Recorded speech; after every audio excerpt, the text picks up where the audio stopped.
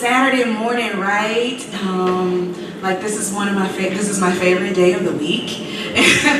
And so I'm glad to spend a part of it with you, really. I'm really thrilled. And I appreciate Stephen and want to say thank you to Start Here Little Rock and the collaboration with the Clinton School of Public Service, as well as the Arkansas Association of Black Professionals for deeming this conversation necessary and needed for hosting this event this morning. So we're going to go right to it again. I'm Ceresia. I'm kind of sort of informal, and it's Saturday. This is not work, and this is not church. And so I don't want us to feel stale and cold. I don't like that, and I know that you could be doing anything, or you could be doing nothing at all, which is sometimes even better. So I want you all to feel engaged. I want you to feel welcome. We're glad that you're here. Hopefully others will trickle in. But I want you to loosen up, and I want you to smile, and I want you to frown, and I want you to give it all to me, because we all need that energy that you give out there. So again, thank you for being here. So our awesome panelists are backstage, and they're waiting, and I think I'll just call them out, and hopefully, well, they're up here. I'll go in order the screen has. So we'll go first with Chris Bell. Chris Bell is with Complete Consulting. Chris, come on out. I don't have the order where you're coming out, so y'all might have to reshuffle. We'll make do.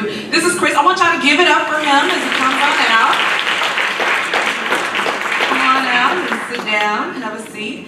Next we have Justin George. Justin's with Apogee, and when everybody comes out, I'll tell you just a little bit more about their companies and their organizations. Mr. Ivan Hudson, are you back there? Come on out. I feel like this is like who's next? Come on, Ivan. I know he's here. Y'all reshuffling back there because you didn't know what order. Sorry. Come on out. Ivan Hudson. He's with the Ivan Hudson Agency. Tina McCord with Zuni Learning Tree. Miss Tina. Tina, yes. Miss Gina Radke. Come on out, Gina. Now, y'all's applause is sort of kind of weak, but we'll fix that on the back end once we kind of get everybody settled. Moth Sanko. I just love saying Moth. Moth, come on. Isn't that gorgeous? It is longer than that, and y'all can talk to him about that later. Anyway, Tanisha Turner with Bigham's Catering. Come on out, Tanisha. And last but certainly not least, Mara Yancey, the incomparable. Come on, Mara. Yeah, so this is our panel, and I'm going to tell you a little bit about them just very briefly before we go into some of our questions. But then after that, we're going to give them a real big rousing applause to get them all energized and juiced up to answer these great questions that we have for them. But first, we have Chris Bell here, who has the longest legs, I believe, on the panel. And Complete Consulting again. He was recently named to the 40 Under 40 list by Arkansas Business, and he's the founder and principal consultant of Complete Consulting in Little Rock, which is a full-service public accounting firm. And his clients include public schools and nonprofits. He specializes in audit, tax, payroll, and compliance services. So again, Chris Bell right here. Justin George is with Apogee. He's the founder and CEO. And this is a technology company which provides a single tool for online sharing across multiple channels. Prior to forming Apogee, he was managing partner at Ad Solutions Group, which is formerly known as Central Arkansas Board Deals. So that's Justin George with Apogee. Ivan Hudson, wave again, Ivan. He's with the Ivan Hudson. He's the founder of the Ivan Hudson Agency, and he's passionate about helping others, especially the underserved. He's decided to leverage his business development entrepreneurial experiences to launch his agency in 2013. Ivan is a man about town. He's a well-recognized leader, community servant, all-around great guy. So again, Ivan Hudson, glad to have him with us. Miss Tina, wave again at the people. Tina McCord is with Zuni Learning Tree. Tina is the founder and CEO, actually, and this is a digital platform for teachers and parents that puts the resources they need where they need them, which is totally smart, right? So prior to starting Zuni, Tina began her career as an educator and administrator. So wave again, Tina. Tina McCord. y'all are so sweet. Okay. Gina Radke. Gina has served as CEO, Gina, of Galley Support Innovation since 2007. She's an international trade advisor to Congress. That sounds super important. And she serves on the Governor's Career Education and Workforce Development Board and is well known for her involvement in community service. So we're glad to have Gina with us on today. Next we have Maf Sanko. He is the founder and CEO of Lumo Exchange, and that's a global money transfer platform, which sounds really so interesting. Lumo Exchange is creating the world's first localized money transfer marketplace to compare exchange rates in countries across the world. You had me at localized money, Maf. So this platform enables individuals to send online money abroad using local FX rates at lower cost compared with current providers. I know y'all are gonna have plenty of questions for Maf, because I do already. All right, so thank you, Maf, for joining us. Tanisha Turner, wait, Tanisha. Tanisha is founder of Bigum's Catering. She has 10 years of combined experience in the food service and hospitality industry. She started Bigum's in 2012 in her home with a weekend food delivery service. And then in 2013, the big aha came when a family member requested her services at an event, which was super successful. And then from there, the vision has evolved. So we're glad to have Tanisha with us. And anything named Bigum, I mean, really, I love that name, Bigum's Catering. So give it up for Tanisha. Maura Yancey with Ola Arkansas. She's the president and editor-in-chief of the Ola Media Group, the leading Hispanic media and publisher, specializes in bicultural, bilingual, and Spanish communications. She's also the founder of Ola Arkansas, the state's first premier bilingual newspaper. So now, I'm gonna put my water down and we're gonna like so totally hand clap, applaud them for being with us today.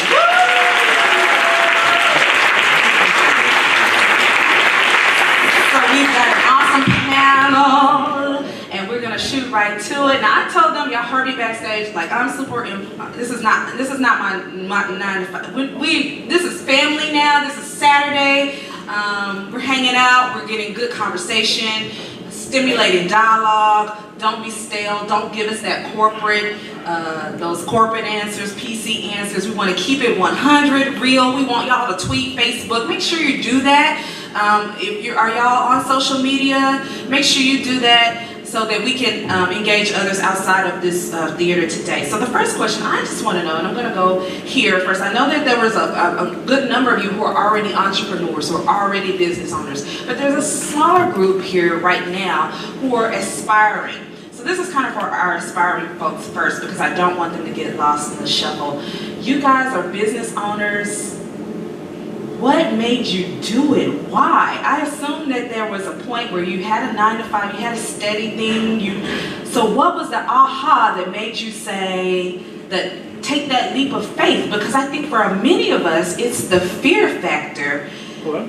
Why? Why did you do it? And there's no particular order. All of you don't have to answer, but if you feel very passionate, I want, because we want to make sure that there's a lot of panelists and we want to get varying viewpoints. So I'm just going to kind of pick on somebody to start with, and I'm going to start with Gina. Why Gina? The aha moment. What was it? You would ask me that. I didn't want to go into business for myself, actually. My husband actually was my aha moment. He's kind of the jump off the cliff type guy, and I'm the take care of him and figure out if he's going to get wings on the way down. And he decided that he wanted to be in business. Well, we knew we wanted to be in business for ourselves, is actually the truth. And we were just trying to figure out which one to purchase. We actually looked at a gym, which I'd probably be in much better shape if we'd done that. A Papa John's Pizza, which I would be in much worse shape if we'd done that. And then an aerospace manufacturing company. And so we purchased the aerospace manufacturing company mainly because we didn't want to work for anyone else. And I know that's probably not the best reason to start, but that's what you say, keep it 100, right? Mm-hmm. We didn't want a boss. We wanted to be our own boss. We had no idea that our customers would then become our boss, and they would be more demanding than any boss we'd ever had. But, that's real. That's real. I'll jump in. The aha moment for me was I've actually had some pretty decent employer-employee relationships, but the last two employers that I work for, they like to remind me that I work for them. And so that was my aha moment. I finished my undergraduate degree in 2005, and in 2010, I decided to go back to pursue a master's degree. And I told myself that after I finished that degree that I didn't know exactly what I would be doing, but I would not be working for someone. During that time that I secured my MBA, I got connected with a wellness company and was connected to a lot of high net worth individuals. Also because I had matriculated through various jobs. I had a little extra disposable income. I was looking for folks my age, my demographic that I could talk to about investments, insurance, asset protection, and there literally was no one. And so I said I'd be that guy. And so I looked into the financial services sector and I launched my agency. Awesome, awesome. Anybody else want to tackle that? Those are two really good perspectives. Tanisha, go ahead. The first thing I would say is be careful what you ask God for. And the second thing was I got tired of working for somebody. I would work for somebody and I have to quit or I end up getting fired. So I just felt like I can be my own boss, and it was just lining up where somebody would call me for a catering job, but I can't do it because I'm going to somebody else's place of employment. Not saying y'all have to quit your job or get fired, but that was just for me. So I took that leap of faith and was like, I'm just going to do it, and ever since then it's been working right. That's awesome. I think that that's important. Some people think that you have to quit your 9-to-5 all at once. So as a panel, would you recommend that to our aspiring? I'm going to get to some other questions, but again, I don't want to ignore those who are not quite there yet because they don't really know how, or they just need that extra push. Can you work your job and what do you suggest, panel? Work your job a little, work your hustle simultaneously. Maf, I see your hand. Yeah. So just to add to what people said, so I think there's a lot of things you have to take into consideration. You have to have passion for what you're doing. So when I started my business, it's really around my passion to go out and take a risk and do things that I really love. And so I worked at PepsiCo for 6 years before I started my business. And over the last 3 years that I was there, I started working on my business plan. And so you don't have to quit your job. But what you want to do is have enough progress so when it's time to actually quit your job, you have everything in place, or you have a plan of action to actually go after it. Because it's not always easy. There are a lot of things that you got to work through, a lot of challenges. But because you have that passion, it really does come through. I love that. I love that. Great. Business plans. Super important. Chris, you want to say something about it? Yes. Definitely don't quit your job. He's the finance guy, he's the audit, Well, the thing that I want to make sure that we're clear on is that you can't separate your business from everything else. It's all one. Who you are, what you do, it's all one. And if you quit your job, how are you taking care of home? You can't rely on your business, especially in those early years, to support you financially. It's very rare that a business in its first few years are actually turning profits. So you need to leverage your 9-to-5, so to speak, to continue to support yourself. Myself personally, I started my first business in 2004, and all I was doing was taking what I learned at 9-to-5 and applying it after hours and on the weekends. It took me 5 years before I actually stopped moonlighting and started to do my own thing full time. And it was at the point to where financially it made more sense for me to spend my time in my business versus someone else's business. Is that helpful so far? Good stuff. I think it's good stuff. Make sure y'all are tweeting that. Use the hashtag #StartHereLittleRock. Add them, and I don't know if some of these folks are on social media. I am, so Sarisia Cole. And some of them too, you may want to look up. So, because we want to go back and look at, we're talking, so we want to go back and be able to catalog what's happening too, because it's good stuff for us. Okay, Cerise, yes. I wanted to follow up on, you said how do you do it? Can I ask a question of the audience quick first? So how many of you read or listen to something motivational to try to inspire you to be able to grow, right? That's a really good place to start. So it's like 20 years ago, and I was listening to Wayne Dyer, and he would say, you don't ask how, you say yes, and the how shows up. So I remember sitting in my kitchen table thinking, someday I want to create a business that's really good for the world, it doesn't pollute, it won't put trash in the environment, and it's going to be something that's good for family, and I want to involve my family, it's going to be kids. And at this time I have no idea, right? You're just thinking about the big idea things of how you want it to kind of be those things that matter. And then you just go on about your day, you go on about your job. And so little do you know, as you said your little prayers, your life is going to begin to take you on that path so that that big wish you put out to the universe is going to come back to you. So it was 15 years later, and I had gone on and was an educator, became a teacher late in life, and became an administrator. We had moved back to Arkansas because we had some family emergencies. And I was working with teachers, and it just wasn't right how hard we work them. It isn't right what we ask of them without giving them the supports. Because so many years of business and then going into education, you realize there's just a lot of ways we could give support to our teachers, our families, and our parents. So I just took this leap of faith. And I said, I wonder if we did this, if it would help ease some of these problems myself and my colleagues have experienced over all these years. And so it was way back when. I didn't know how. I said yes and left. I knew nothing about coding.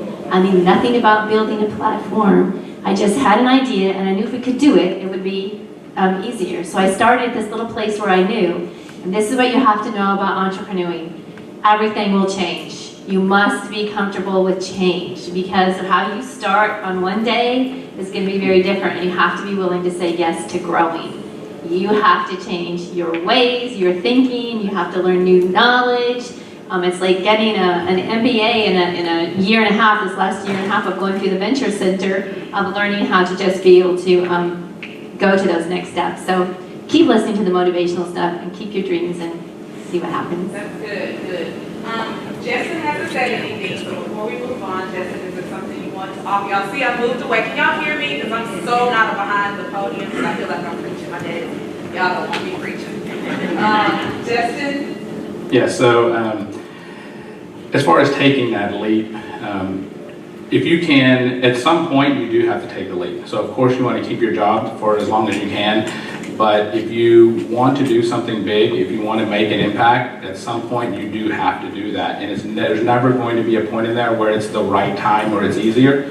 I think they talk about building a business as jumping out of an airplane and trying to assemble your parachute on the way down, because that's what it is. It doesn't matter what you have in your business plan. It doesn't matter what you've written down. As soon as you contact customers for the first time, everything is going to go out the window, because you don't know until you actually do it. So as much as you do want to take the safe route, and you do need to keep paying yourself and paying your bills, at some point you're going to have to take that leap, and there is no right time for it. And it's very scary, but it's one of those things that you just have to do.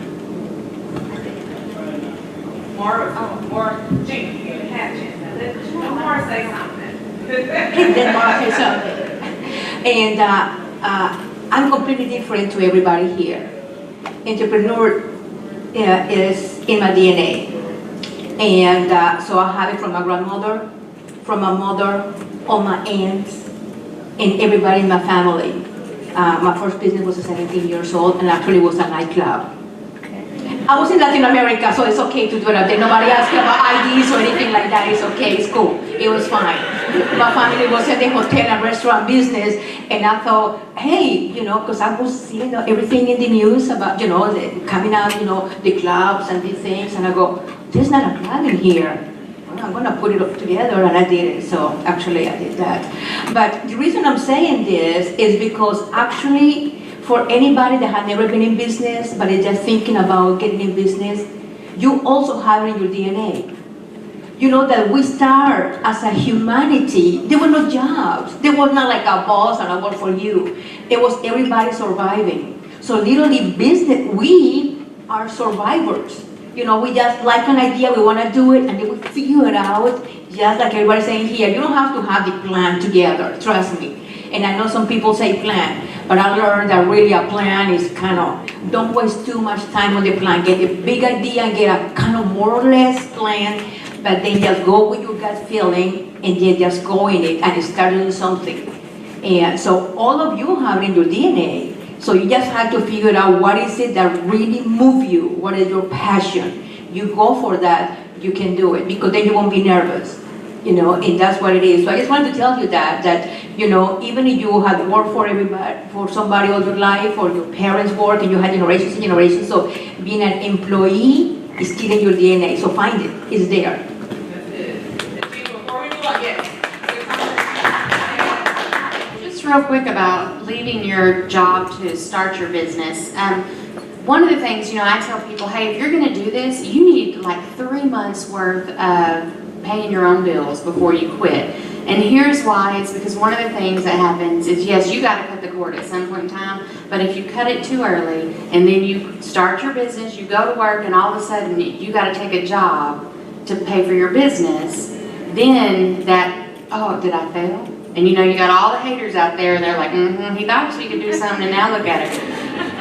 Yeah, and you lose focus. And so it's better to be more prepared in the beginning than to go out and do that. And I promise you, in our company, we've taken other jobs, we've done other things to make our company work, but you gotta, if you can avoid that, try to avoid that, because you don't ever want that, like he said, you lose focus and you start going, dang, it's easy to work for someone else. I work and I go home and I do what I want to do.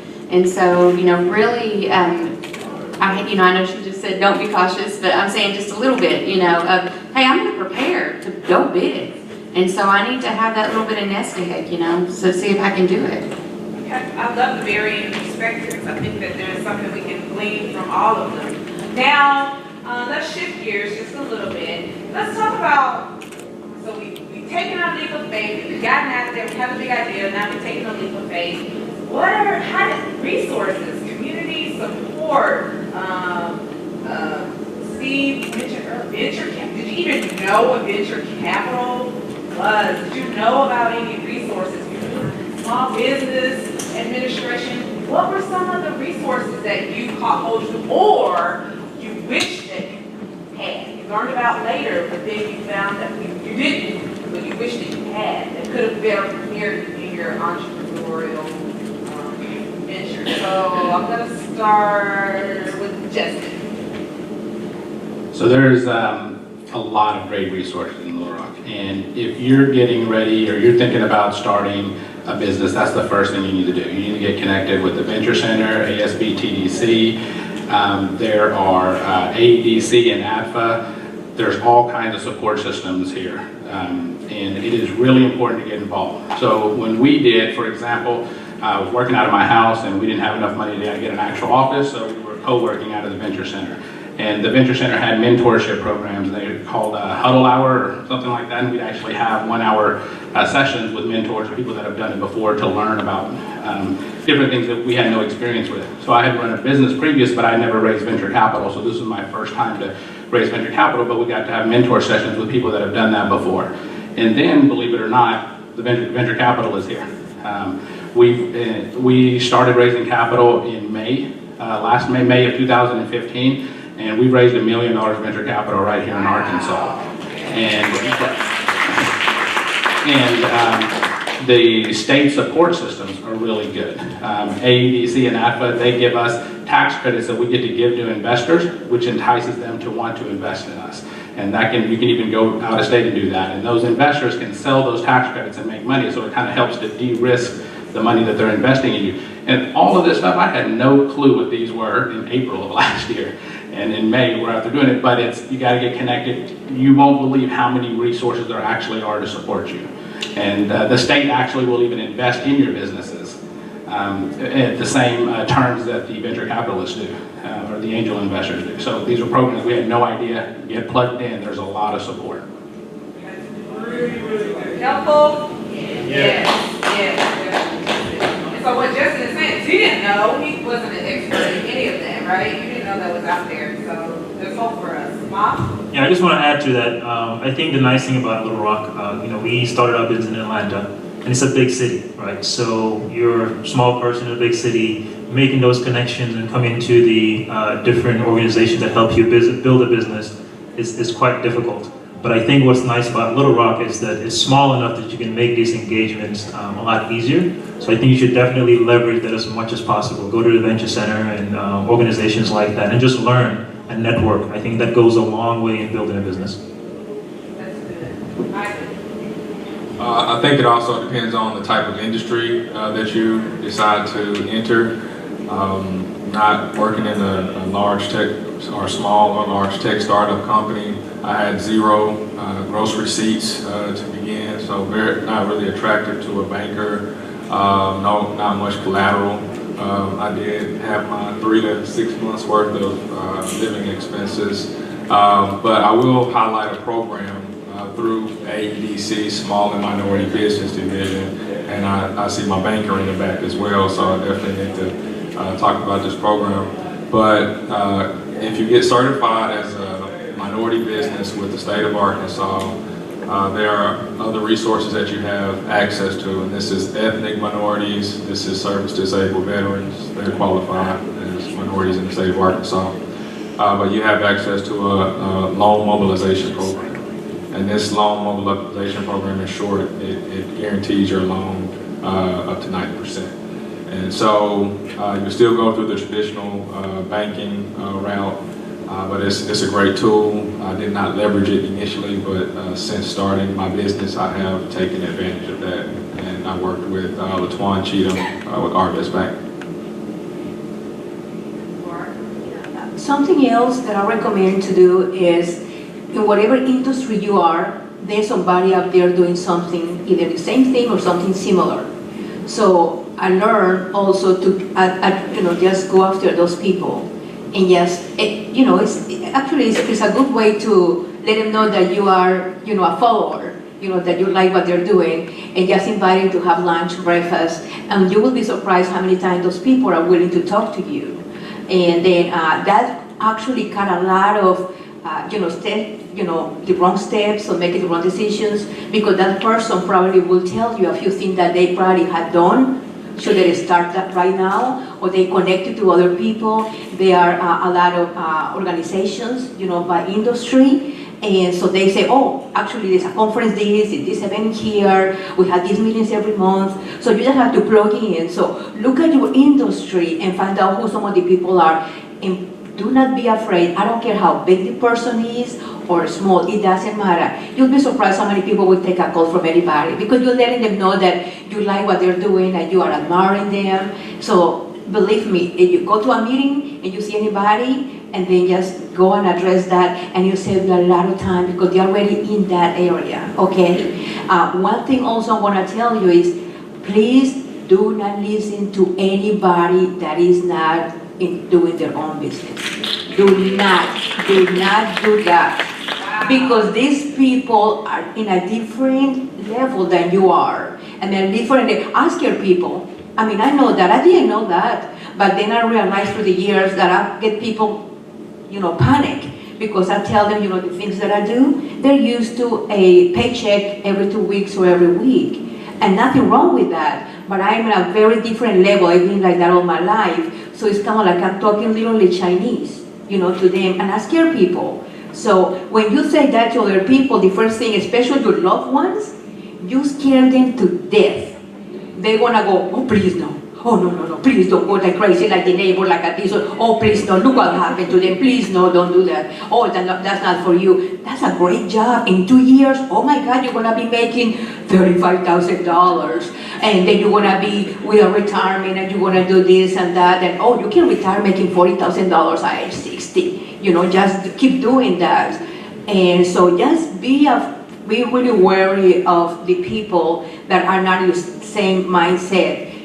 Meet people in the same industry that are entrepreneurs, and other people that are looking or toying with the idea. That is good, but the other, stay away from them, because they can put you down and scare you, and actually they will delay your path. They will delay you, and you don't want that continuously on you. So actually, a lot of those people are the ones that are in your family or your loved ones. So just be aware of that. Very good, Mara. Very good. Y'all see Mara is very passionate. You don't scare people, do you really? No, you do come on kind of strong. No. But it's all in love. Like, you know she's about her business because she is super passionate. Chris said that he has something to add to that. And I'll be brief, but I think it's very important. I am a person who believes in a plan. I think you should write it down, write the vision down, and make it plain so that people can run. And once you have that plan, regardless of what resources you utilize to get that plan together, I think you have to identify your team of professionals. I noticed my attorney, back in the back, David Jones there, he represents several of our clients, and because of the work that he did with our clients, I said, you have to be my attorney as well. But I can't tell you the number of times, and we've consulted with hundreds of small business owners throughout the years, I can't tell you the number of times that people come to us with a mess that we have to unravel. And the sad part about it is they don't know they have a mess. Whether it's through their tax return, whether it's through asset protection or liability issues, you need to make sure that you're starting off with the right structure, that you have the right systems in place, and that you have the right professionals on your team. And not every professional is the right professional for a small business owner. So I want to be very, very clear about that. So that's about resources. So you see there's lots of resources out there. Now, mentorship, do you guys, so if any of these folks in this audience, if they came up to you afterwards and said, hey, I want to ask you a question later, would you be willing to do that? Because I think, like Nora said, you kind of like, I have questions, I don't really know who to direct them to. So Justin, could you tell me more about this venture capital? Are you guys willing to do things like that?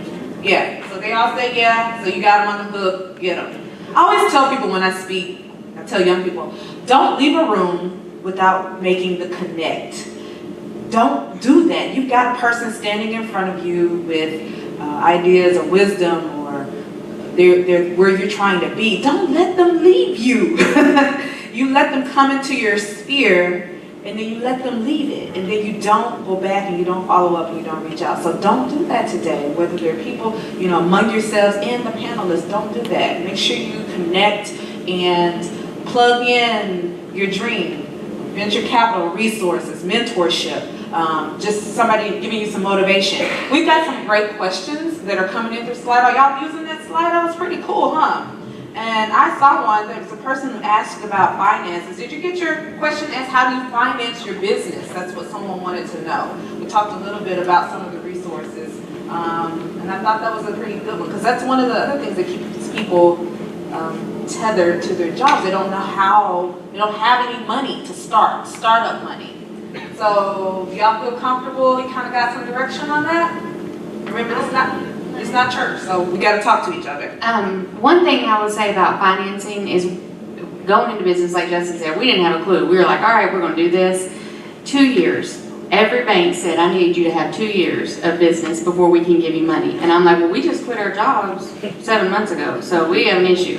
And so if you want to hold on to the job for 2 years, whatever you want to do, for 2 years, SBA, you got to have 2 years. There's a lot of things that you have to have 2 years for, unless you're going to do venture capitalist or something like that. But going through a bank and financing, most of it is about 2 years. And don't be afraid to ask for money. I call the state all the time, and I'm like, y'all got money? What do you got money for? Do I have something that you can give me money for? I mean, it was so bad one time somebody heard my name and they said, tell her we don't have any money for her. And I'm like, but if you got money, I need it, so let's figure out how for you to give it to me, And so, I mean, ask. Don't, like she said, don't be afraid to find a mentor. Go to these innovation hubs. Where did you get your money? Go to the state. I want to start this business. I think I can hire this many people. How much money can you give me? If any of you guys are in technology, there is the Arkansas Technology Authority, and they give money to bring new technology to Arkansas. And I'm a manufacturer, and they've given me money to put new systems in and to train people. That's a lot. They don't do training anymore, but they'll help you with software and stuff like that. But ask for money, and I'm sorry, but almost everywhere you got to have 2 years to get some sort of financing. You guys agree with that? About 2 years? Justin, were you going to say something? So on two parts. One is as far as mentorship and advice. It's really important when you're talking about getting business advice that you're getting it from the right person, someone that's doing something similar to what you're doing. So before this, I had a marketing business, and it's completely different than a tech business that you're trying to scale very quickly. So if you're trying to scale a tech company very fast and trying to get market share and disrupt an industry, I could give you great advice, right?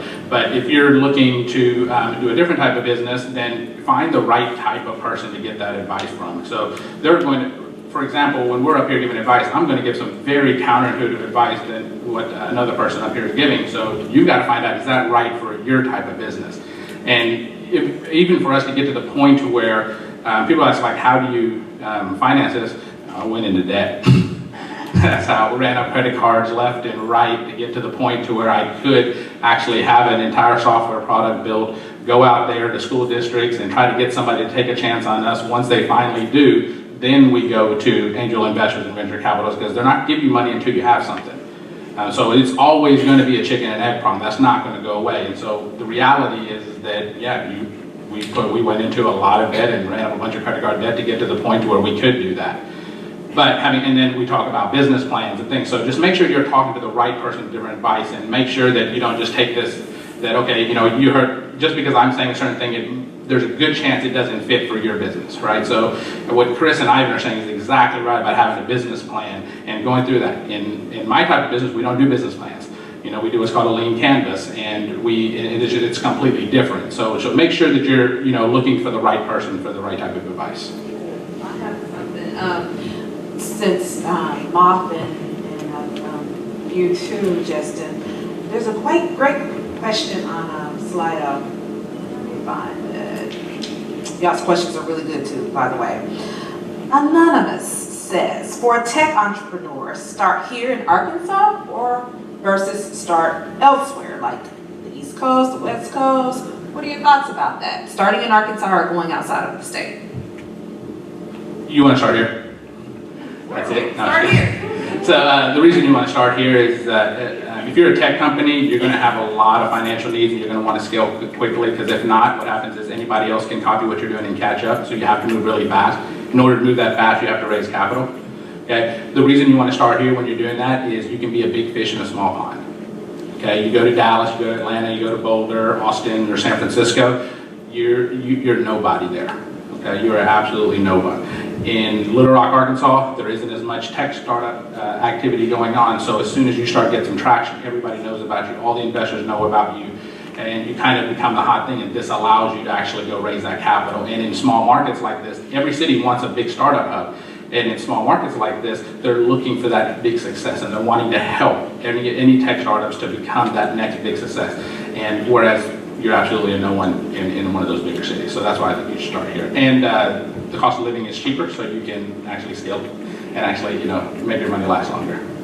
Good point. Wow. Yeah, so we moved our business from Atlanta to Little Rock, so that says a lot, right? Wow. You know, to Justin's point, the biggest problem really is, you know, you're in a big city, and there are a lot of startups, right? So trying to make the break into the right, you know, individuals to get investments and so on and so forth, it's really difficult.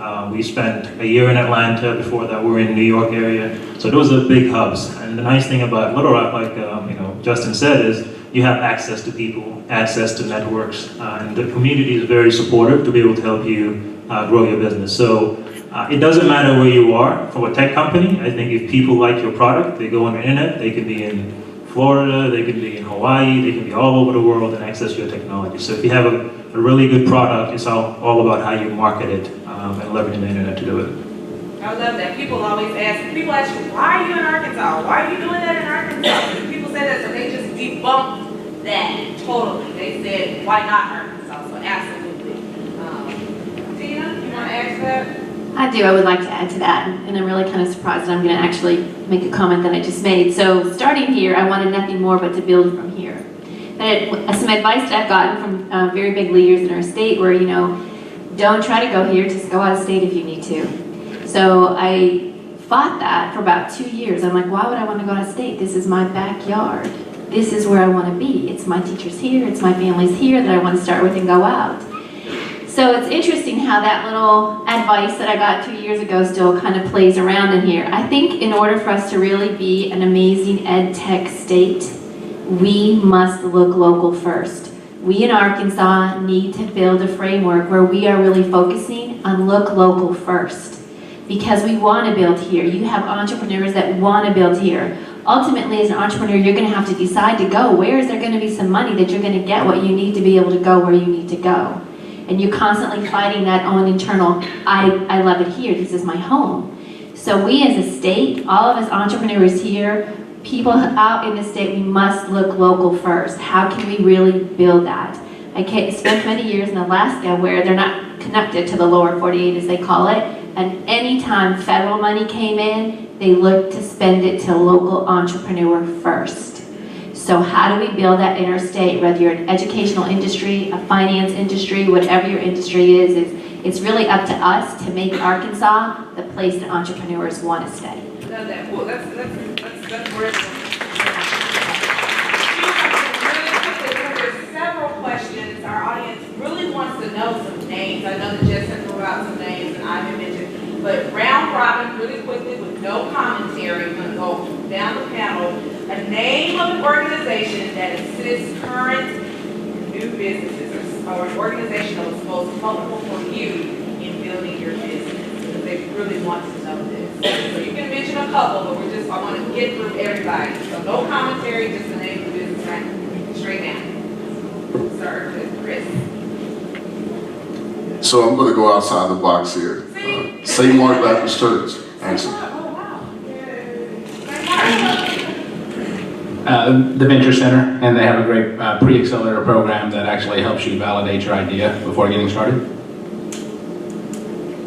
I would say the Arkansas Small Business Technology Development Center. I have to say the Venture Center Pre-Accelerator Program. One more, Delta Regional Authority, since we could say two. Delta Regional Authority, their entrepreneurship program really helped make a difference as well. AEDC, Small and Minority Business Section, and the Innovation Hub in North Little Rock. The Venture Center, the VC FinTech Accelerator Program, and Bear State Bank.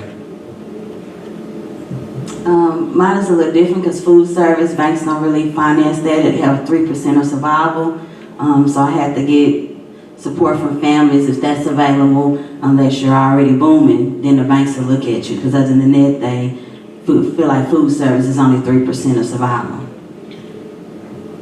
I started my first business in Arkansas in 1993. There was not much available at the time, but I did recognize that going and attending events like this, and there was a lot of associations, I would go out there and then the right people would pop up to me. So that helped me a lot. So I happened to know the people in banking and a lot of the state agencies at the time. They were not at all, they're not promoting it. They didn't even know what they were doing at the time.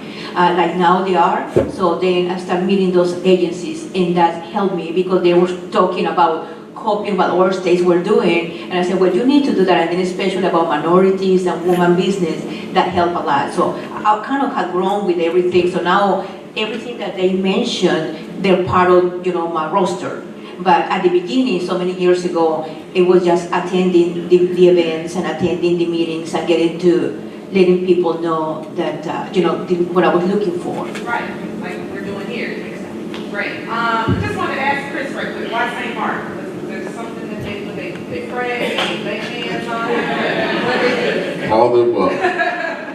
No, and I know that that's not an answer that we would typically hear, but like I said before, you cannot separate your business from your family or from anything else. You are your business, and your business is going to reflect you. St. Mark, for me personally, St. Mark built my character, and my character is reflected in my business. And ultimately, there is, and let me also say, St. Mark has 8,000 plus members, and there are several ministries, several programs there where we are reaching out to individuals both within our church body and outside into the community. We have one in particular that really stands out to me is Money Mondays, where we're giving personal financial, we're teaching financial literacy through a series of courses. We teach budgeting, debt elimination, investment strategies, credit restoration, There's several things that are happening through those classes, and I was pulled into that. I was forced to participate in that, but that really gave me the passion to move beyond just the public schools and the nonprofits and started reaching out to our small businesses, our medium-sized businesses, our individuals. There's great needs there, and we don't know what we don't know. Without being too long, my wife my wife almost came to tears when she realized that at 31 she was just learning what she felt like she should have learned in high school in terms of being able to manage money. And if you don't know how to manage your own personal finances, don't start a business. Because it's going to be a lot of effort for somebody else, just like in your personal finances. You're going to be working to give your wealth away to Visa, to, I already named the company, but to the mortgage companies or whatever the case may be. So there's certain aspects that you have to know. We are in business, most of us are in business to make money. So if you don't understand money, you need to slow down on this jump off the cliff mentality and learn how money works. And then make your business work to make you money. That's really good. So I wanted to just stop there with Chris because we kind of overlooked churches, his house of worship. So that, in addition to the more traditional routes, that there are other avenues for you to get support for your businesses. So was that helpful to all of you who asked about organizations and businesses? Okay. Tanisha, that was a question that's pointed to you, and because I want to give you some love, and there are people who out here want to know the steps that you recommend for other home cooks that would like to start cooking professionally. And I love that question. It's directed, it has your name, like Camille wants to know. So talk to Camille. Hi, Camille. I would just say, just do it. You know, you have to, if you're nasty, don't cook in your house. My God, no, please don't do You know that. how people take Facebook pictures and they don't realize the stuff in the bag? People pay attention to that. Also, how you present yourself. You know, like people be on Facebook on their personal page and be cussing somebody out or being very unprofessional. It needs to match you. So like he said, you know, it's your brand. So once you own a business, everything has to line up. But as far as cooking in your house, you know, whatever you like to cook, that's what you cook. But also be open to change because, of course, your consumers and customers, they change your business plan. So I went and started with a burger joint, now doing catering. So just be open to change and make sure your house clean and be passionate about what you're doing and, you know, stay consistent with it. Thank you. Hope that helps, Camille, and I know that Tanisha would probably be willing to talk to you a little bit more about some other questions. Now, here's a question that kind of piggybacking on Chris's thoughts about your business. You are your business. You are your brand. Tanisha mentioned it. There's a question that several of you really want to know. How do you market your business, panel? Was it difficult to get your name out there and build your clientele? So, Tanisha, go ahead. Of course, your name, so everybody likes the name Bigums. And second of all, you know, a great free source is social media. But another thing I recommend, my mentor told me, you want to have a website. Most of the time people approach you, especially the top dogs, they'll say, they don't really go to social media. If you think about it, if you want to shop at Dealers or Coach, you don't go to social media, to their Facebook page, you go to their website. If Facebook crashed tomorrow, what do you have left? You don't want to build a website, then you want to have it already. Well, I have an international company. So, like Maria talked about associations, I joined all the associations, the National Business Aviation Association, the Arkansas Aerospace Alliance, I mean, any association that I could. And then, once I went broke from paying dues, I started looking at the ones that I was like, well, this one is not doing me any good. I don't do business within this state. Now though, I'm a member, I used to be a member of Little Rock, North Little Rock, and Sherwood Chamber, the State Chamber, and then I was like, I'm seriously going broke. So I started weeding things out. I'm not gonna sell airplane parts to somebody in Sherwood. Now, as I have more money and I want to invest in my community, I have re-entered into those. But getting into associations that you want to be with, getting around people that you want to be with, networking, that is so important, because people meet you and they go, you know, I like that person and they have good character, I bet their products are good. Justin? This isn't any insightful advice or anything, but when you're first getting started, these people that you're going to talk to, telling them to buy from you, they're taking a risk. Why on earth should they buy from you when they can buy from an established company? Tina and I both go after school districts. So this school district is taking this information to their board, to their school board, and telling the school board we should go with this company that has no customers. We should cut them a check. They're working out of their house. At this point, this is where hustle comes in. Okay, if you're talking to 100 people, you should be talking to 200. If you're talking to 500, you should be talking to 1,000. There is no way. It actually doesn't make sense for a large company or to use someone that is just getting started up and take that risk. Why should they take that risk? So you have to talk to so many people that you just hustle your way to your first few customers. Hustle. Hashtag hustle. Great. One more job. Something else about branding, in a word that Chris said that is very important. I mean, you are your own branding, you are your own business, and you are your character. And then it just happened, you know, when you go to a place and you appeal to other people, then you are selling whatever you're selling. It doesn't matter what it is. So, you know, you have to talk to a lot of people. Everything everybody's saying in here is exactly what you gotta do to do the brand. And then it just pops out. Because right, you know, at the beginning, nobody knows you. You're just maybe an employee, maybe you're just a family member, you have a very small society that everybody knows you in that small cocoon. And then for you to move on, to go and find the other customers that you need to survive or to grow your business, you need to build your credibility. And that's very important. And how you do it is the combination. You go in and be part of the associations. There is a lot of associations that go by niches too. The woman this, the men this, the black this, the white this, the purple this, whatever it is, you go and be part of that. And it's gonna take you, just like everybody said here, it's not gonna be to go to one and okay, well, I just went to that conference. No, I mean, that at the beginning, now I choose a pick, but at the beginning, I went to everything that had a crowd. Everything that had a crowd, introduced myself, and then people wanted to ask me what I was doing. And then I was my, you know, elevator speech, 2 seconds to say this, what I'm doing, this, what I'm doing. I'm Hispanic media, we shall Hispanic market. So guess what? I become the Hispanic market. So now anybody that looking at Hispanic market somehow filters to me. It took a lot of years to do it. So you build the same thing too. Now it's easier. Years ago it was more difficult. Now you have social media, websites, and the opportunity to come to any of these events. I mean, every of you can come in here, you can prepare with your business cards and your idea right there and your fingertips.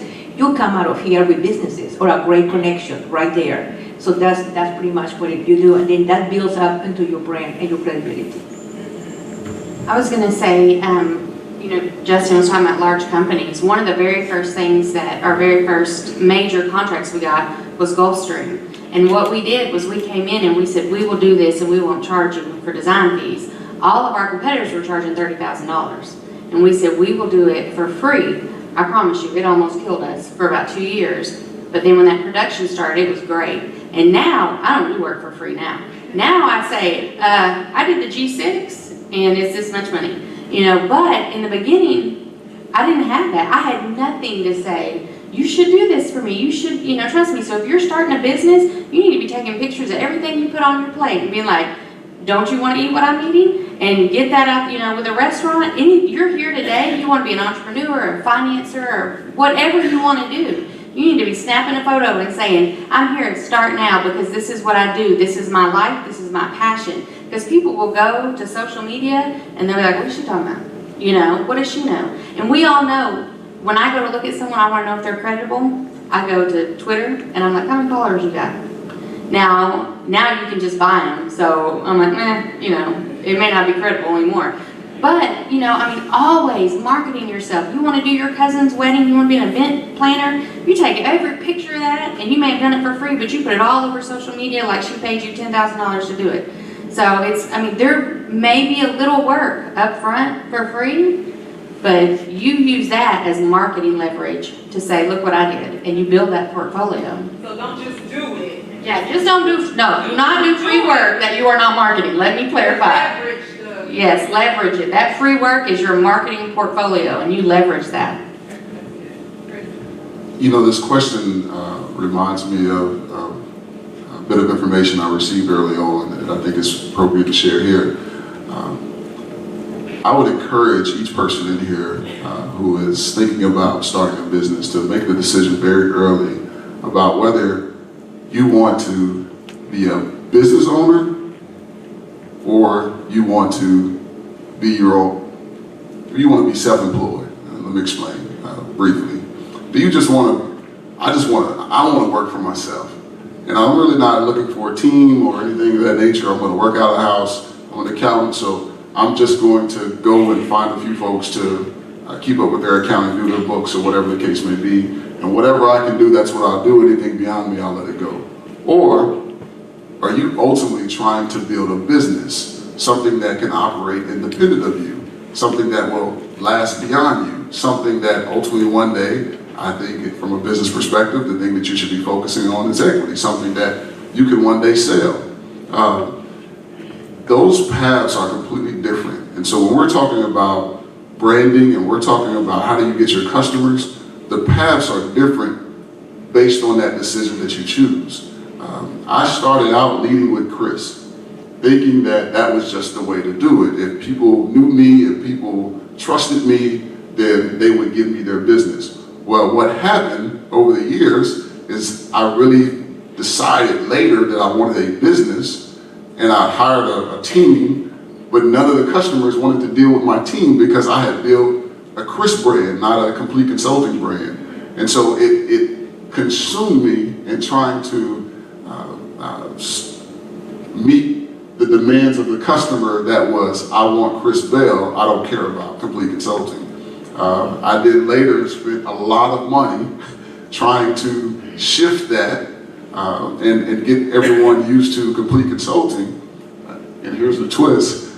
Now I have multiple businesses and I'm shifting back to Chris Bell because every business that I am associated with, every business that I own, I want that immediate validation when you see, oh, Chris Bell owns that.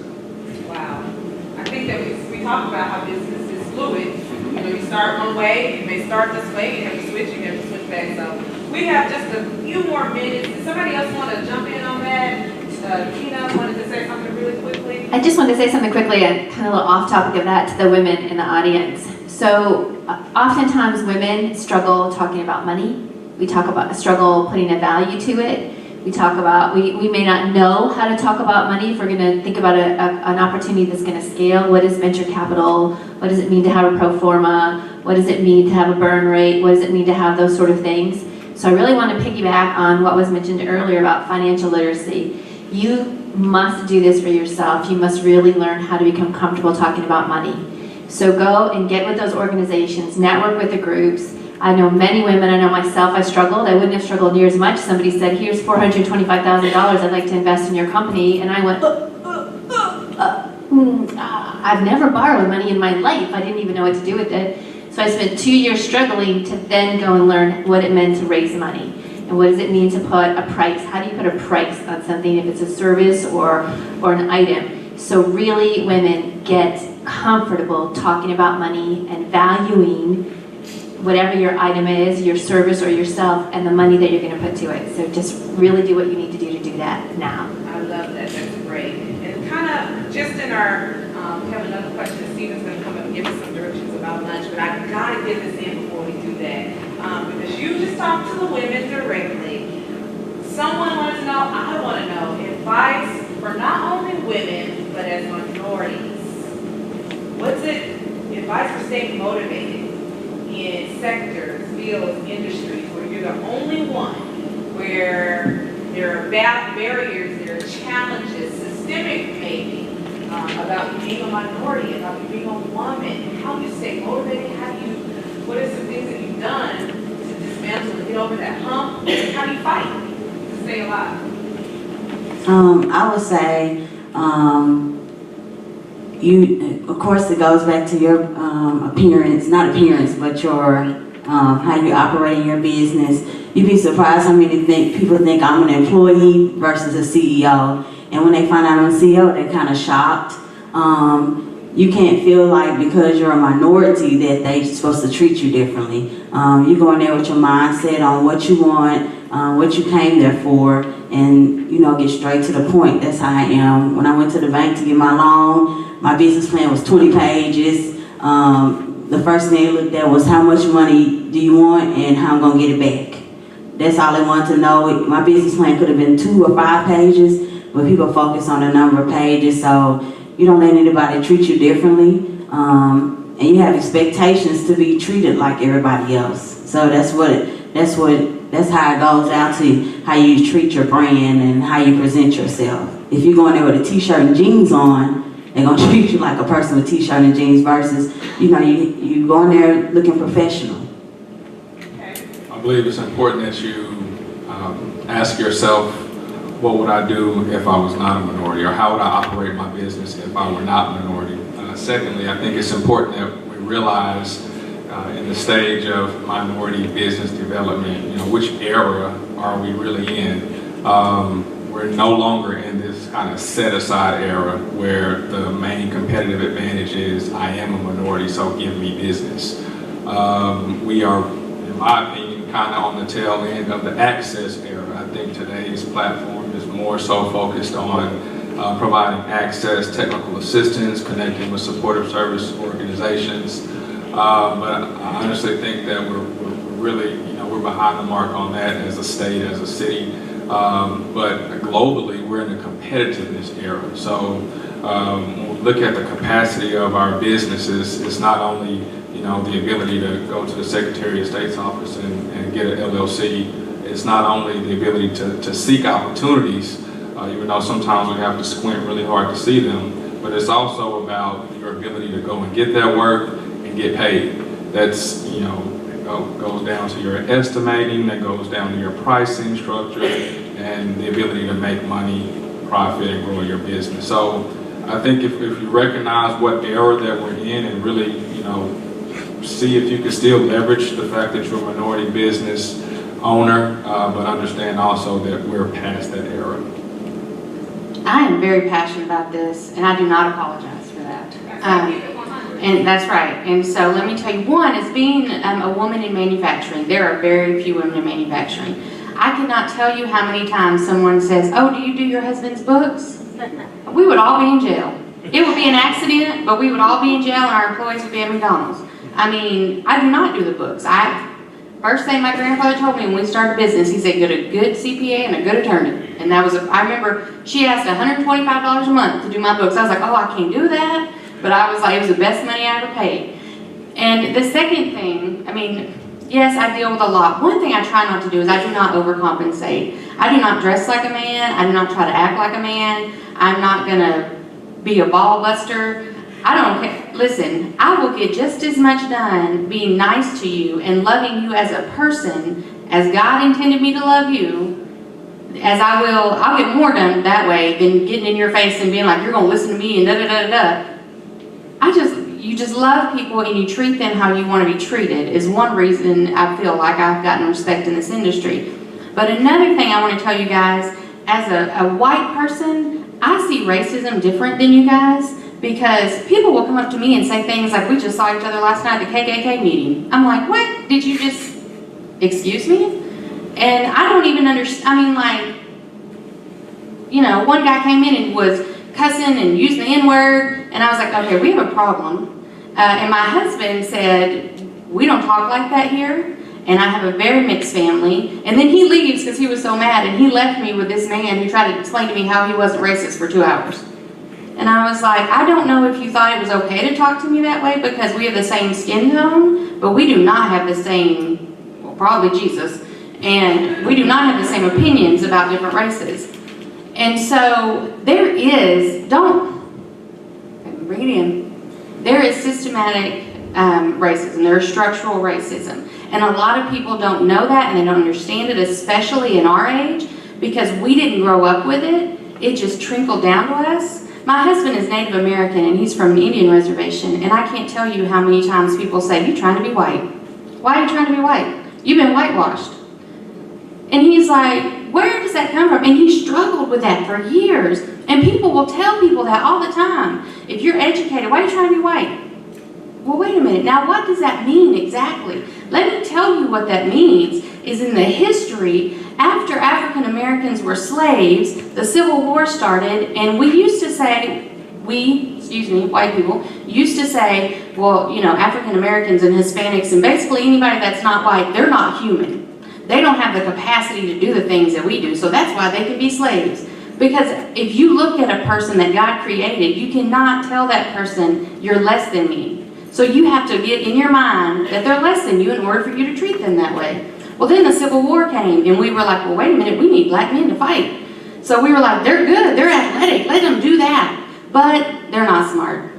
And so people started telling people, black people aren't smart, Mexicans aren't smart, these people are not smart. And then it became this thing that trickled down, that now we have associated education with acting white and not with acting black. And that is wrong. And I'm sorry, I know I may be but here I'm telling you, that is wrong. And we gotta quit saying that to people. And I know, obviously I don't say it because I'm white, but I do tease my one son about being white. But we have to stop that. And you don't let anyone ever say to you that you're trying to be somebody else because you want to do better for yourself, because you want to make money, because you want to be an entrepreneur. That's not trying to be a different race. That's trying to be successful. And we have to and we need to educate people that, because they don't know that. They don't know that what we have done over these years is now given the key to slavery and handed it to the black community and said, now you just oppress yourself. And that's not okay. And I know that you guys see great examples of men and women up here of color who are doing great things. And I don't know if anybody's ever told you that you act white or not, but I know that in my house, we have a minority and we have a woman that run a business, and we've dealt with that. And we've dealt with, men trying to tell me that I don't really know what I'm doing because I'm in a machine shop and stuff like that. But anyway, I'm very passionate about that, and I just wanted to share that. We don't reach the back.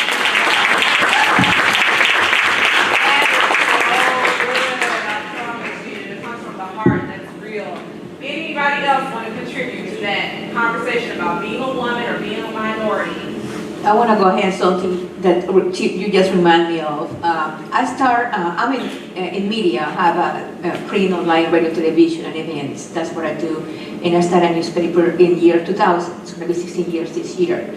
Well, I came up with an idea. I'm an economist. So one thing take me to the next. That's what happens with entrepreneurs. One thing take you to the next. So I got a contract with the Census Bureau, and by working with them, I noticed the change on demographics, and there was no Hispanic media here, so I jumped on it. Never did a newspaper before. I said, but this is an opportunity, and I did it, and I started that. So there I go, all fresh, wide-eyed, all excited to do a newspaper, and I got everything done because I come from professional, corporate, and very professional, minded, so I came out with everything, very good presentation for a newspaper to go to the advertising companies and go for advertising. Already in my plan changed so quickly, drastically. It was, I'm gonna go to the advertising company, they're gonna advertise with me, I'm gonna make a ton of money, it's gonna be great. So that was my plan. And let me tell you, right there on the first meetings with the advertising companies in Little Rock, I went up there, got my presentation, which I was used to it because I'm used to working in big, large companies, used to do a presentation and hold it good. And then everybody, oh, but you just started? Yes. Okay, we don't do business with anybody that is a brand new business. And I go, well, okay, so what do that mean? I mean, I'm just starting now, but I have everything ready, I got the paper, I got this is the pricing, I can give you a very good pricing, I want to do something. We don't advertise at all with new businesses. So come back in 2 years, if you are still in business. Whoa. And this happened to me several times. And if you do, we might, and I remember clear the words, I remember clear to this day, we might advertise with you, we're not sure. Our clients only want proven media. And there was sarcastic here, sarcasm there. They look at me like this little woman, don't know who you are, and you have an accent and all these things, and he's coming here. I mean, it was just pretty unusual. Guess what happened? Roll it years back. The advertising companies, I don't visit with them. They call me because I had built the partnerships with their clients, and I'm in every one of their clients' media buying. So they call me and send me the orders. I don't even see them anymore. So just to tell you how things changed, but it was very, strange. I was not used to anybody telling you that, but it happened to me over and over and over for many years at the beginning of the year. So I changed my plan. I said, okay, I'm not going to add any advertising company. I'm going directly to work with the clients. And that's what I did. And just like you said, I went up there and did a lot of things free. So I went to the industry. Okay, I get this one free. And then I will go to the other one. Oh, my client is this and this. Really? Oh, competition. Really? Okay. What can I do for me? Oh, I can even give you a better price. And that's how I started. And to touch on that real quick, as far as one of the things as an entrepreneur, one of the people ask what's the advice you can give, and one of the most important things is you have to be able to manage your own psychology. The reason I'm starting with that is that it's unfair, okay? There's no doubt about it. So I go in to raise capital from venture capitalists. I don't wear slacks, I always wear jeans. I usually have holes in my jeans. I don't wear a suit. Chris's suit probably costs more than my whole wardrobe, okay? All right? And I'm tatted up, okay? And I was able to raise money. Now, if an African-American went in dressed exactly like I was, he would have had a harder time raising that money, okay? That's the reality of it. They're called implicit biases. There was studies that were done, for example, when referees wouldn't call as many personal fouls on Cam Newton because they felt that because he was black, he could take more pain than a white quarterback, right? That referee wasn't, probably, it was an implicit bias that was there, and you're not going to be able to, you're going to face that. And when you face that, you can step up and you can manage your own psychology and you can break through it, or you can use it as an excuse, okay? These two dudes here next to me are killing it, okay? So you have to do that. You're going to face it. There's just, anybody that says it's not there, it is. And a lot of times it's not on the surface, it's behind the scenes, it's subconscious, and it's implicit. It doesn't make it any more right. It's just how are you going to manage your psychology when you do face that?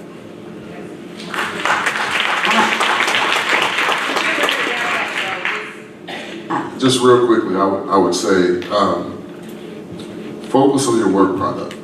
That in my industry, I do a lot of work with public schools, and I was 27 years old when I first started in this space.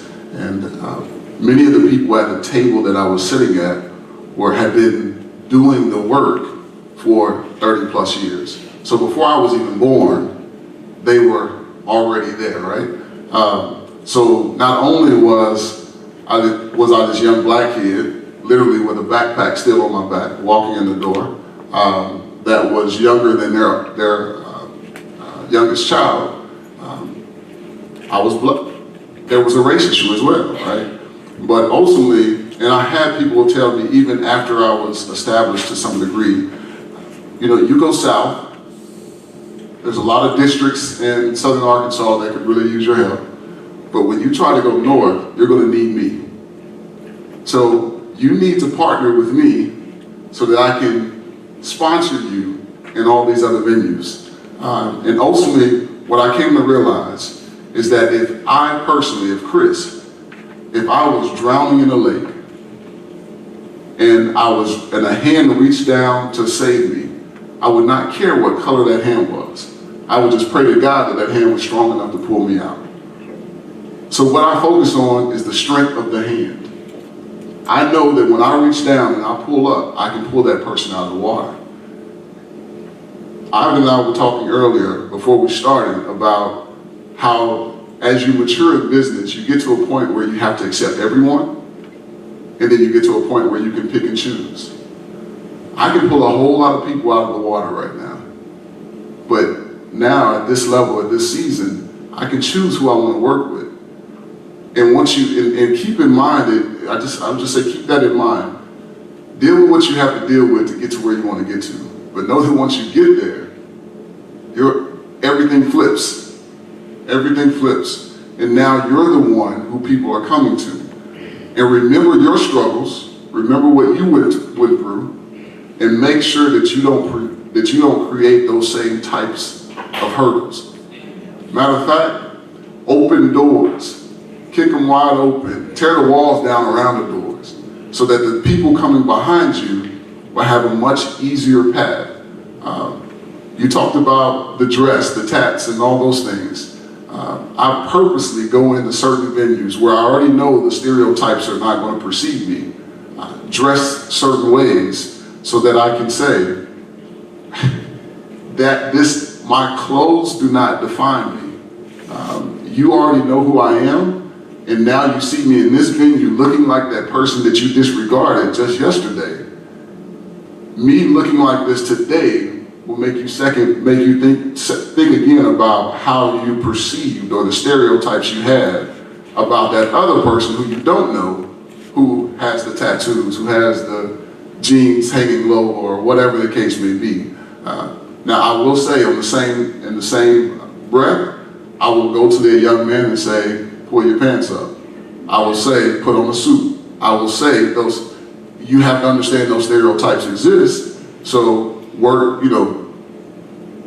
against those stereotypes on your side. So it's two ways. Excellent.